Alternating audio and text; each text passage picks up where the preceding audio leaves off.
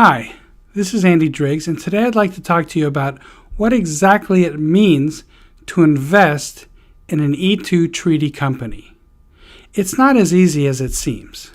First, the source of the funds can include capital assets, savings, loans, inheritance, or any other legitimate source.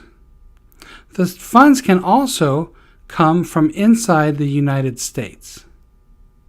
The funds must be in the possession and control of the investor.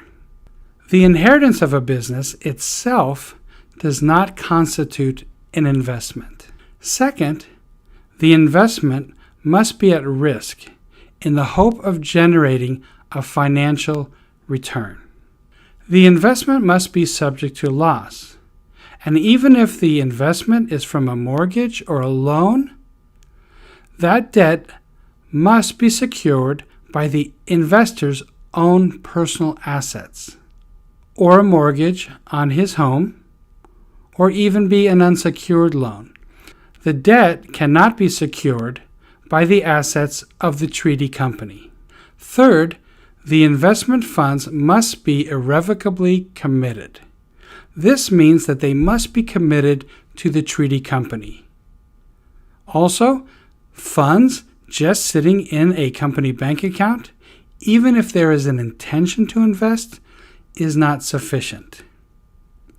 If the E2 investment is for an existing company, then it is allowed for the purchase money to be placed in escrow and to have the purchase of the company contingent upon the issuance of the E2 visa.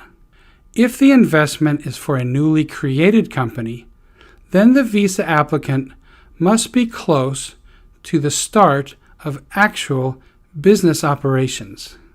Fourth, actual payments for the lease of a premises can be considered as investment, but not the obligation to pay rent.